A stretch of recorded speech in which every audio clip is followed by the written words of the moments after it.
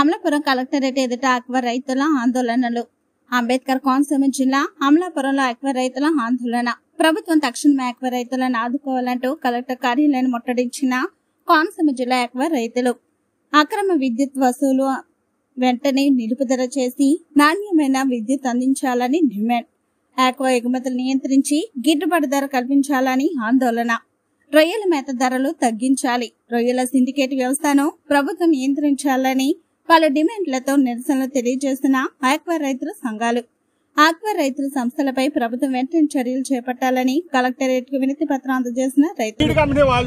అదే రకంగా ఇవాళ ఫీడ్ రేట్ తగ్గిందంటే ఇమీడియట్లీ ఇవాళ ఫీడ్ తగ్గించాలని అడిగితే ఎలాగని మా భూషణ్ గారు ఎంత సేవ చేద్దామని ముందుకొచ్చినా, ఎంత రాయితీ కల్పిద్దామని ముందుకొచ్చినా మధ్యలో సైంధవుల్లాగా ఈ విద్యుత్ వాళ్ళు ఉండి వాళ్ళ ఆదాయాన్ని చూపించలేక రైతుల దగ్గర నుంచి అక్రమంగా వసూలు చేసి అదే ఆదాయం చూపిస్తున్నారు. వాళ్ళు సక్రమంగా నడుచుకుని సక్రమంగా ఉద్యోగాలు చేయకుండా అక్రమంగా ఈ తెలుగు తక్కువ రైతుల్ని అక్రమంగా కరెంటును లో వోల్టేజ్ ఇచ్చి దాని వల్ల యాంప్స్ పెరిగి తర్వాత బిల్లు పెరిగిందని చెప్పి ఏసీడీని తీసుకొచ్చి కడతావా చస్తావా అంటా కూర్చున్నారు. ఇది చాలా దారుణం.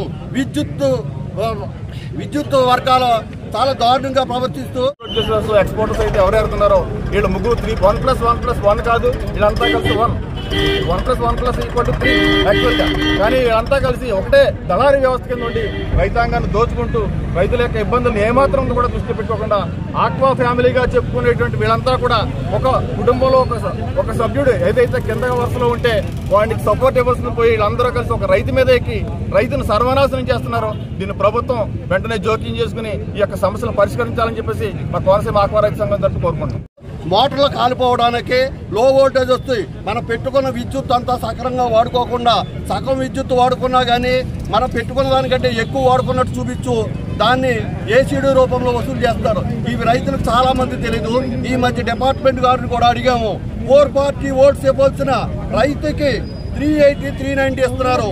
ఇది ఫీల్డ్ లో రుజువైంది. అంటే 380, 390 వోల్ట్స్ ఇచ్చారంటే యాంప్స్ పెరిగిపోద్ది అంటే మనం 10 HP వాడుకున్నప్పుడు అది 20 HP వాడుకున్నట్టు చూపిస్తుంది. అంటే ఆ 10 యాంప్స్ వాళ్ళ వల్ల యాంప్స్ పెరిగిపోతే అది మనం ఎక్కువ విద్యుత్ వాడుకుంటున్నామని ఏసీడీ రూపంలో లక్షల బిల్లు తీసుకొస్తారు. ఈవేళ ట్రాన్స్ఫార్మర్లు కట్టమంటున్నారు. కానీ యాక్చువల్గా 60 HP మనం పెట్టుకుని వాడుకున్నప్పుడు అది 120 చూపిస్తుంది. ఇది చాలా దుర్మార్గం.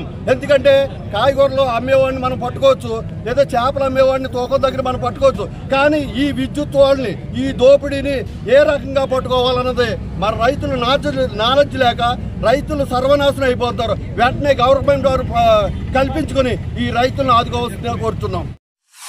తెలుగు రాష్ట్రాల్లో సరికొత్త వరవడితో ప్రతి క్షణం ప్రజాపక్షం నిలిచేందుకు minute to minute live updates తో